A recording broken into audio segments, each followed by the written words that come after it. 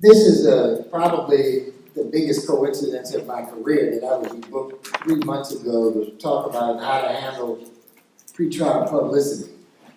And I'm in the midst of this hailstorm, thunderstorm, shitstorm of a precedent surrounding the latest outrage in police brutality in the black community by white policemen. And the hits just keep on coming. This shitstorm only gonna last another week because there'll be a worse one right down the street. And the phenomenon that we're witnessing is caused only by cell phone video cameras. Because all of you out here know the 12 rules that Alan Dershowitz posited maybe 20 years ago about the criminal justice system. And one of them is that the cops lie. The next one is the prosecutor knows that the cops lied. The next one is, and so does the judge know that the cops lied. And you could add a little asterisk to that one. Even the black judges know that the cops lie. And the last one is they don't do anything about it. They rubber stamp it. So what we saw until these video cameras are catching these just awful, awful events was one cover-up after another cover-up, after another cover-up, after another cover-up, after another cover-up. And in the beginning of the cell phone phenomenon, they would do the cover-up before they knew the video came out. And then the video would show that the cop was a damn liar. And there are many people in America who just don't understand how the system works. They don't know. They don't know this is our dismal reality, right? It's not whether, it's when and how he's gonna lie. How do you tell when a cop is lying?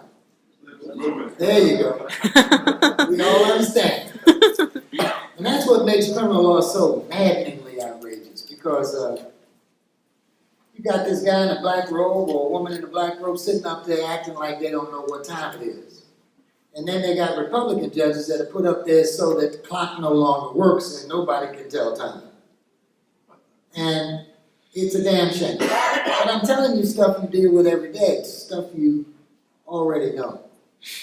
And before I start talking about stuff that you may not know, because there are many of you here who've dealt with high-profile cases before, I want to co-sign David Lane. See, all this stuff that you heard about in terms of our verdicts and settlements shows that I was a slow learner. I love criminal law. And I had a civil partner who hated criminal law, didn't want anything to do with it. He was a professor of law at the University of Maryland and one of the brightest people I've ever known, heard of, been with, read about. And he thought I was the dumbest son of a bitch he'd ever met. He really did. He said, man, why are you going through all of this? And half the time you don't even get paid. You know, 2-week trial, $5,000, $2,500, $1,500. Lying clients. That's another one. How do you know when the client's lying? Okay. So, you know, dangerous people. Lives getting threatened, sometimes yours. Courts that are hostile to criminal defense lawyers want to take your fees with great levels of success. And they do it two ways. They take it after you've collected it, or they take it from your client till he can't pay you. I mean, it's a bitch being a criminal lawyer. It's a bitch. But he kept getting the same answer from me. Why you do it? Because I love it. I love it. I love defending people. I love winning cases. I love it. I love beating their ass. Why shouldn't I love it? I'm a black man. I was raised in an environment in the projects where police whipped ass all the time and then lied about it in court. And a father who was a lawyer. He raised us in the projects so we would understand. So, yeah, I love it just like you do. But that's no excuse for stupid. And for 29 years, I was just plain old stupid. I'd see these cases coming through my office, that had settlement potential or litigation potential, and I'd say, well, you know, that's not my specialty. I'm not good at that. And I'd let them walk out the door. Don't do that. I mean, good people are supposed to get paid for what they do. You know, we have this sense that we are noble because we're doing this for little or nothing. No, that doesn't make you noble. That makes you dumb. You know, we live in a world where the bad guys make all the money. And we're mad. We hating on them. No, Dick Falcon taught me that social imbalance should not be respected. The people who are doing the right thing should be paid more than anybody. And we've got to integrate that into our thinking as we complain relentlessly about our incomes. Look, for years, I was like a lot of you. I wasn't getting paid. I wasn't getting paid anything near what I thought I was worth or what I was worth to society. And you know what they say about criminal lawyers? We're no good rotten motherfuckers. How can you defend that son of a bitch?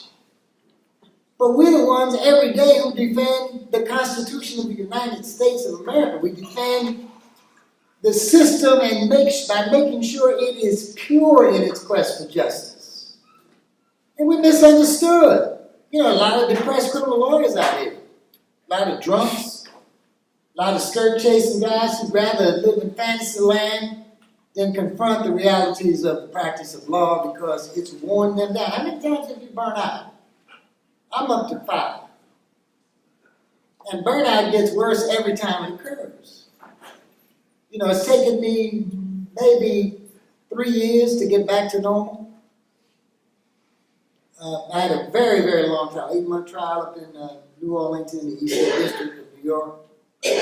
And we won. And I was burnt out. I wasn't burnt out because I got my ass whipped.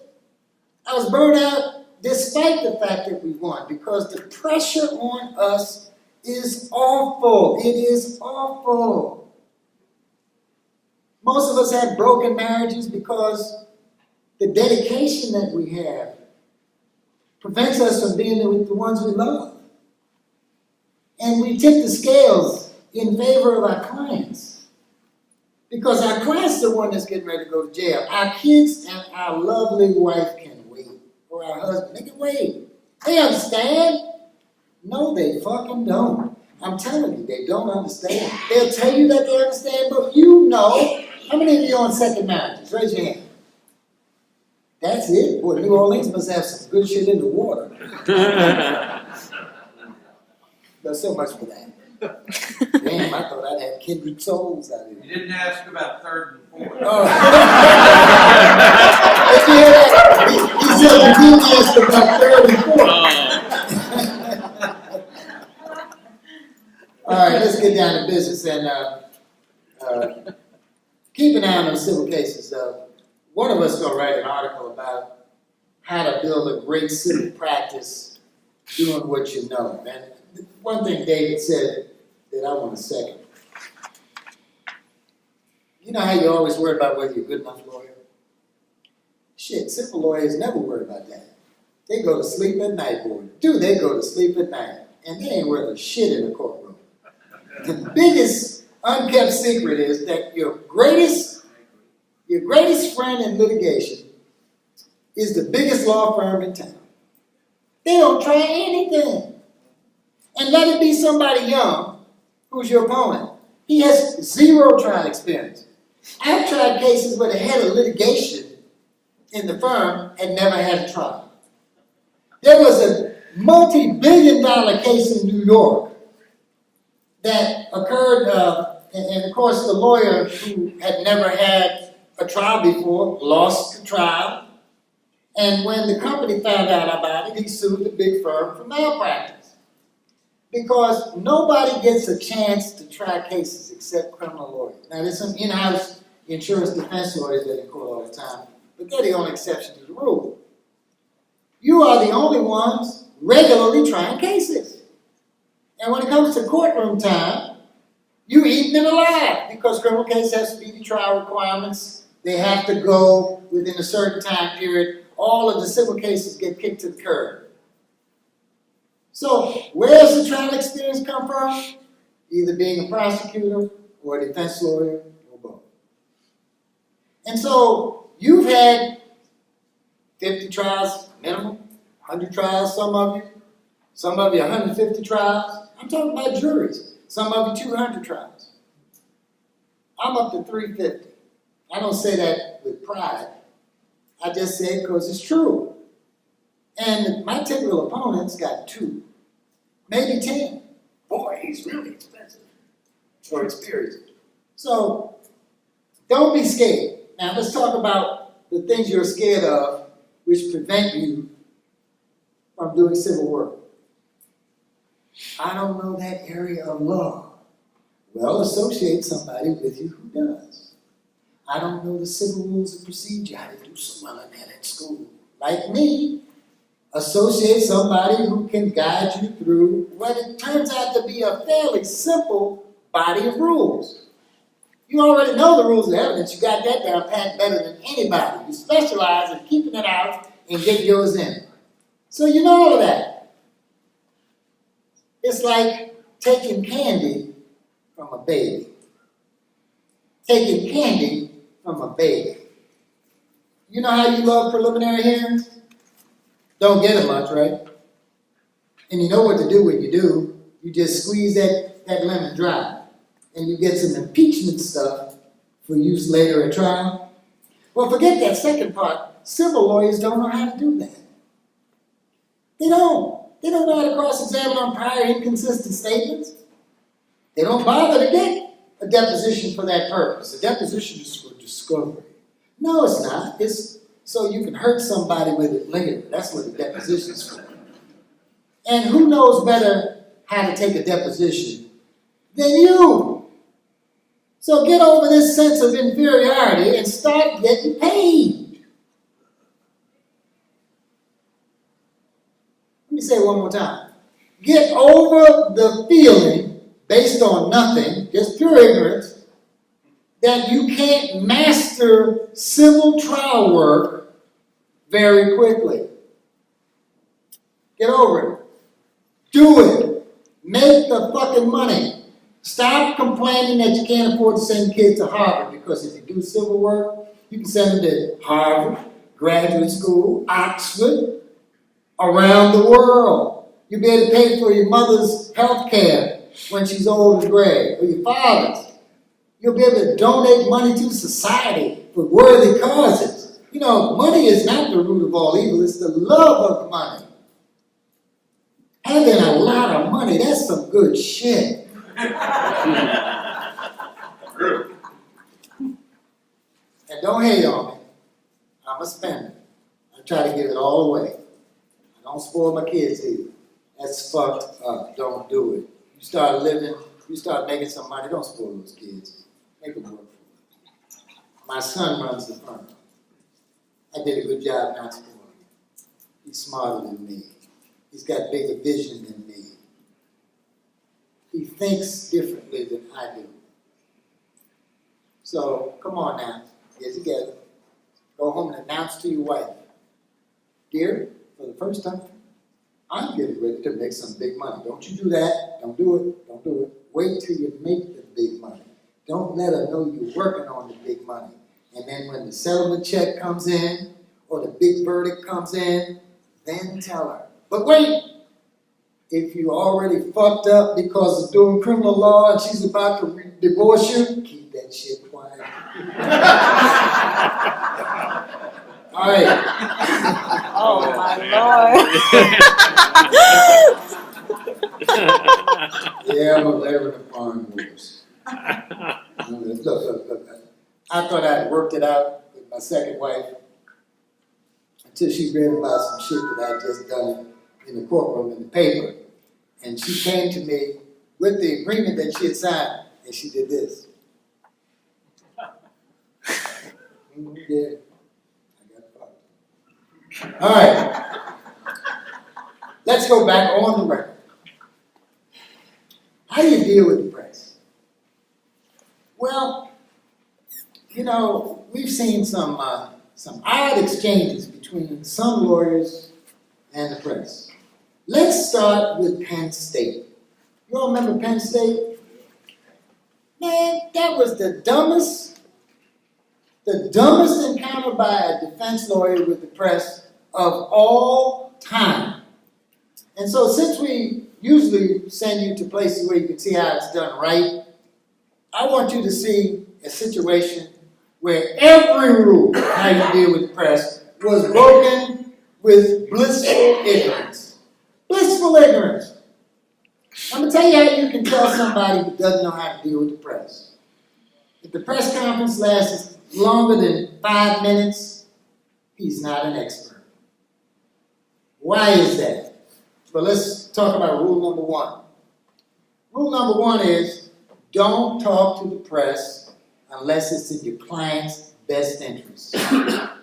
Rule number 2, if you have decided that it's in your client's best interest, don't talk to the press until you figure out exactly what you want to see in the newspaper or on television. Number 3, make sure you know what you're talking about and it can't get undone because you opened your mouth. It's like giving an opening statement. You can either be smart about it and not tell General Custer, and not be General Custer and say, you know, we're going to meet you at the Little Bighorn and we're going to fuck you up. No, General Custer got obliterated because he talked too much. He got obliterated because he told the prosecutor what his defense was going to be. Or if you say he was the prosecutor, he told the defense lawyer what his defense was going to be. And he got fucked up. Don't be General Custer. Make sure that you are strategic in what you say. Make sure that what you say will advance the ball and it will not create a situation where the ball can be thrown back in your face.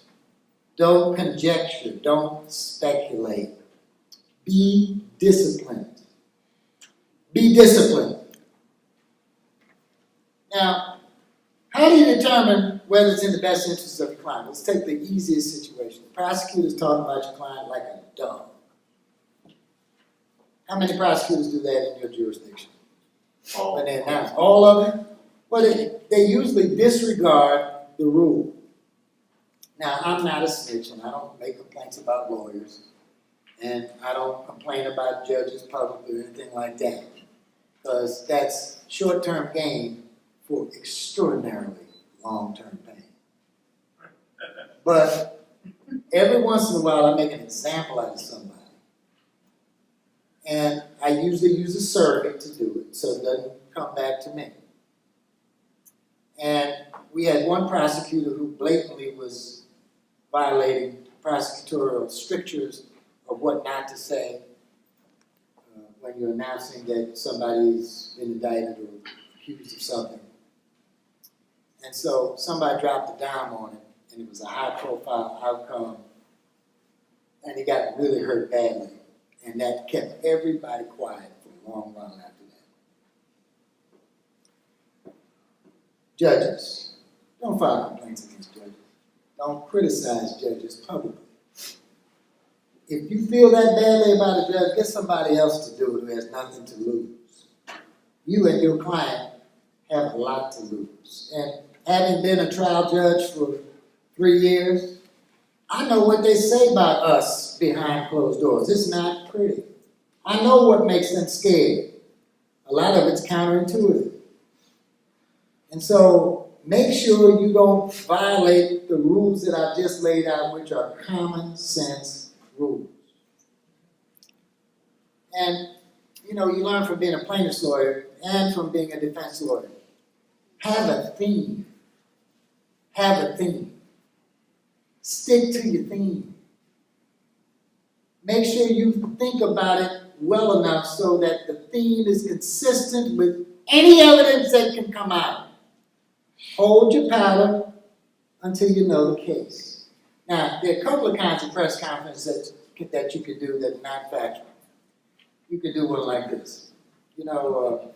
We are so tired of prosecutors breaking the rules and convicting people before trial.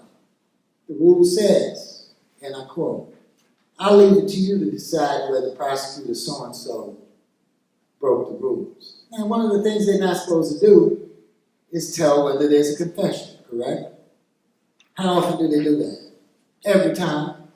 But they do it in a way that lets them get away with it time after time after time. They have the police say it, or they leak it, or they do a variety of things. Now, if you know your client's getting ready to be indicted, have a meeting with the prosecutor and the chief investigator, where the prosecutor say, "Look, if I read a word about any confession or any incriminating evidence outside of the strictures of this rule, I'm gonna hurt somebody. Because it's not right. I'm trying to protect this man. Don't do it." That works a lot.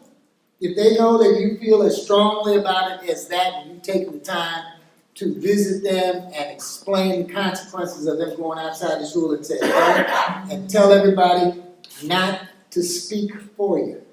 If the investigator so-and-so, here's what the rules say about what the FBI should say, here's what the rules say, what the DEA should say. If those rules aren't followed, I'm holding you accountable. And something as simple as that lets them know that maybe they can get away with it in the ordinary case, but they better not try to get away with it with you. Now let's get into the guts of the interaction. You're sitting at your desk, you get a call from a reporter. Maybe you don't have a relationship with a reporter, maybe you do. But those reporters don't call just to say hello. They want something. And they want something that's going to give them a juicy story. And it's usually when you're in a criminal defense situation, it's usually something that's going to be bad news. Because how often do they print good news about a criminal defendant? They don't. They don't even print it when you get an acquittal. So assume it's bad news. Now here's what you do. "Bill, this is Jane Marabella of the Baltimore Sun. You got a minute?"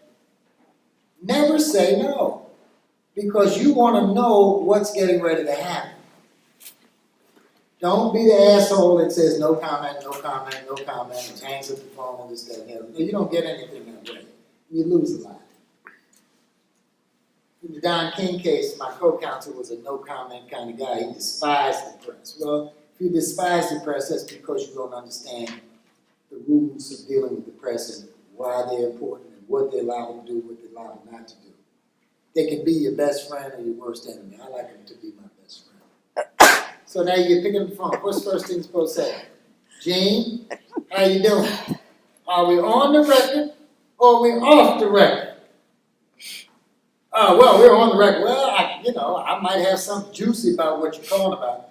You can also start with saying, "Jane, why are you calling me, girlfriend? What's this all about?" And she may tell you. So that's actually a better beginning question. "What's up?" And they tell you a little something. And they say, you want to comment on this? I said, "Jane, are we on the record or off the record?" That's the first thing you say before you say anything subsequent to what's this all about or what's up or anything like that. On the record or off the record? Why does it make a difference? The press works by a certain set of rules that have been developed over about 100 years or so. They know we don't know these rules. They screw us because we don't know these rules. And so when you say, "Are we on the record and off the record?" and you insist on being off the record and you dangle a little something to give them a reason to think that letting you go off the record first isn't going to cost them anything. And if you're off the record, you may learn something that when you go back on the record, you can exploit. That's how they all think. So if you say, "No, it's got to be off the record," and then we'll see whether I'm going to say something to you on the record. They all bite. Now, what is the next thing you say? You say, "Now, I know you all got all kind of off the records. A source tells me, person close to the investigation, this, that, the fuck, all of that. I want the deepest off the record that exists in journalism. In other words, this conversation did not happen. Okay? Well, if she's already committed to being off the record, she's going to commit to being all the way off the record. It's a very important thing to do. You don't want to be a source close to the defense. People can figure it out. Sometimes these ways that they use to hide their sources are pretty stupid and transparent. You don't want to be a victim of that. Now you're in control of the interview. And a reporter would rather die than not honoring this arrangement. Why? I've had a couple of them who screwed me. Only 2 in 45 years. That's more than I can say about lawyers. You know what I mean? Look, when you know the rules, they are a trustworthy bunch. When I say trustworthy, I don't mean you can dictate the story. You know, that's up to them. But it puts you in a position where you are not going to make a mistake from this point on, because here's what happens next. You say, what's this all about, Gene? Come on, tell me the whole thing. What's up? Well, blah, blah, blah, blah, blah, blah. And you're learning, right? Free insight into what the other side of the case may be thinking, what's out there that you don't know, and what they're getting ready to write. Who doesn't want that? And they say, tell me more, Jane, about something. When you said so-and-so, I didn't understand that. You milking her for information. You're in the driver's seat. Now, you've learned some stuff. Then what's the next thing you do? Talk? No. You ask another question. What's your angle on this story? How you writing this?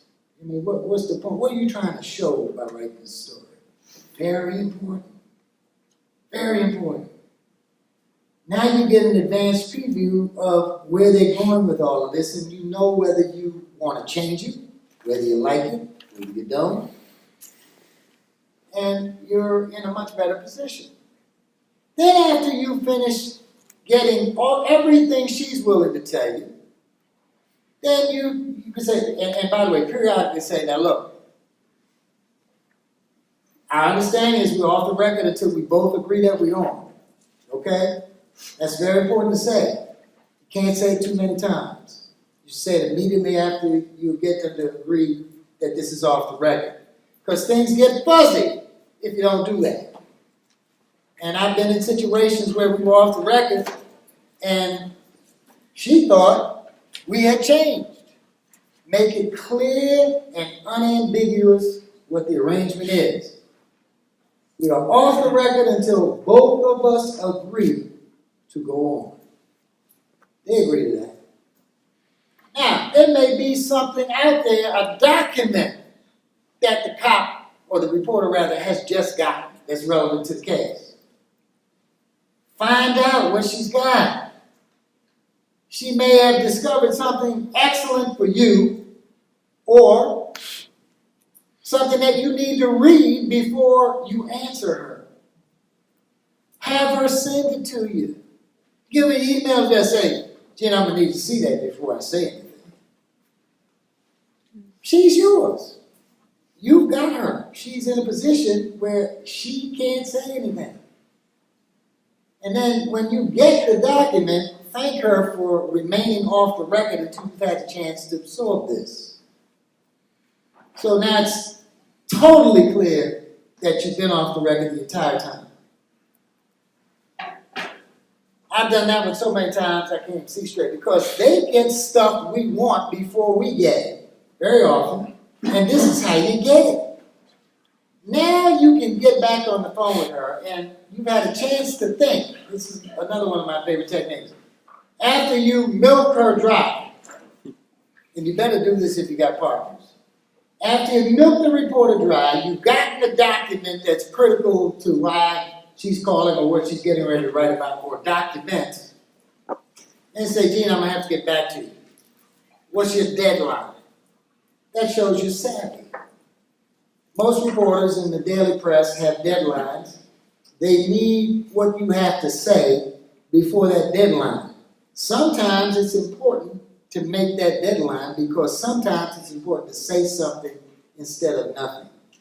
And the other thing is this arrangement I just talked to you about prevents them saying, we called Mr. Murphy and he had no comment. No, part of the deal is you're not going to say anything that results in that being done.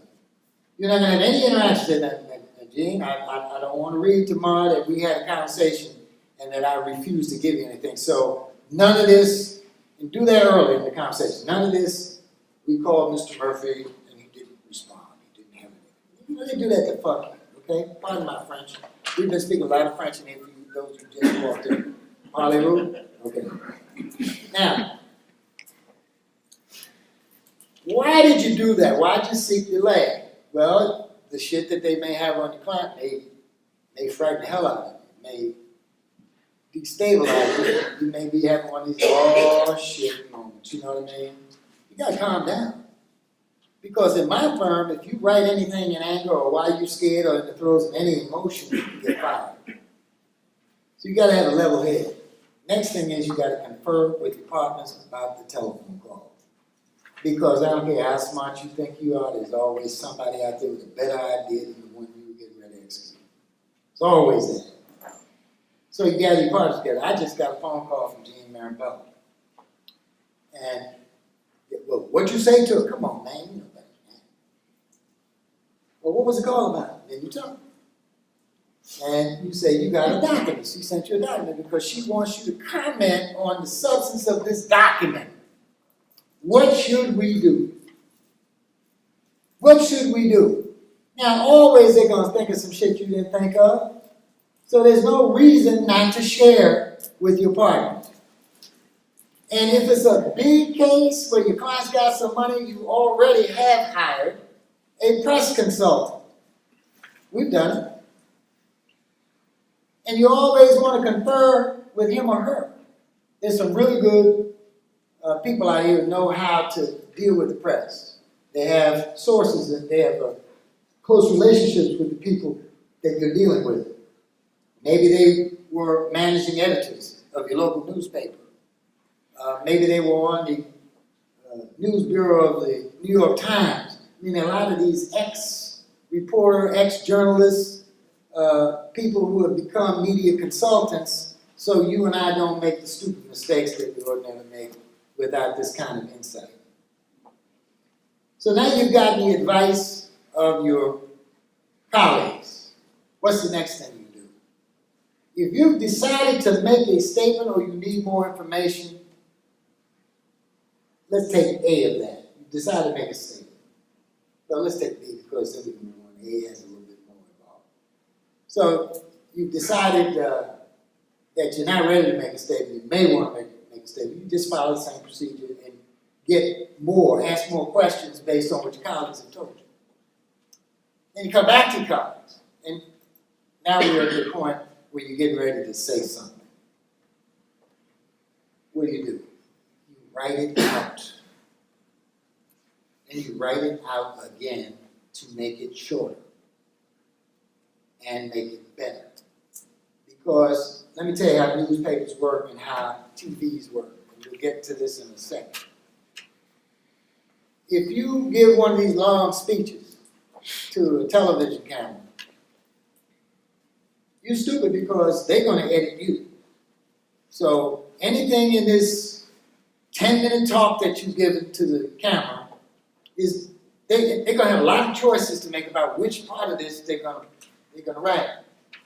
So one thing that you always ask the reporter, the print reporter or the TV reporter is, how much of what I say are you going to print? Oh, maybe 60 seconds worth. And you'd be going, damn, I thought that was more important than that. No, you are not. If you look at the typical news story, people don't get more than a minute on television or 2 or 3 sentences in the paper. A minute on television is a lot of time. It's a lot of time you can make mistakes. 3 sentences, 2 sentences most probably, you better be succinct and get that point across. So why say more than the 2 sentences you want to see in the paper? And then you can start negotiating, say, now look, here's what I want to be quoted as saying.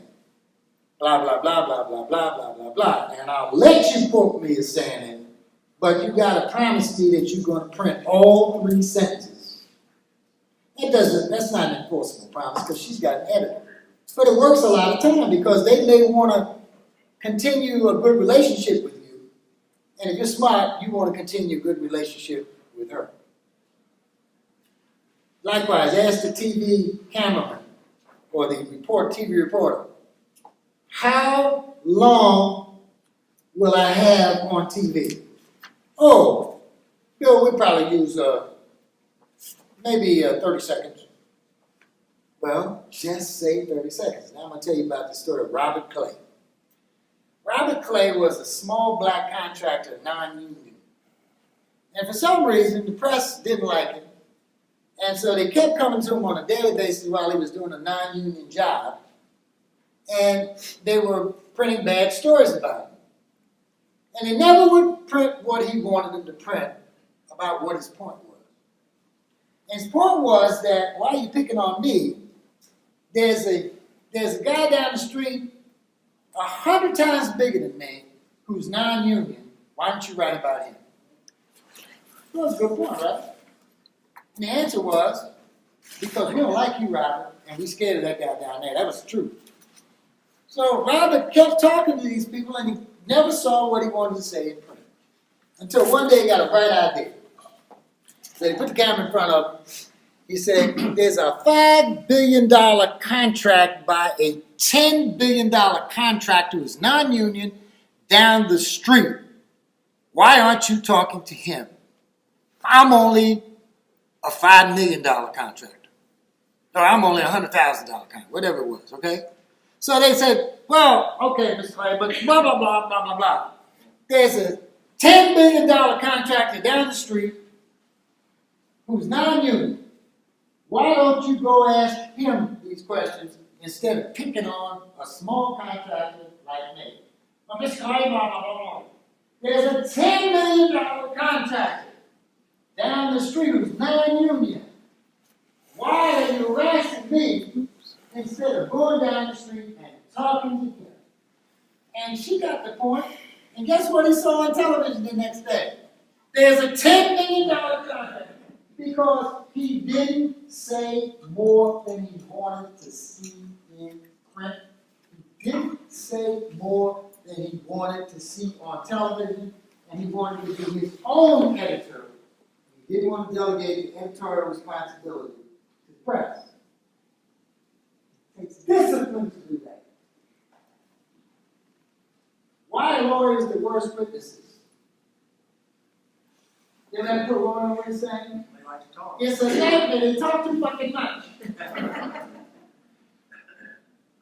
Or should I say we? And I used to keep a picture of a big fish behind my desk with a hook in his mouth. And I said, you see why I got that fish up there? Why has he got that hook in his mouth? Because he opened it. Keep your fucking mouth shut.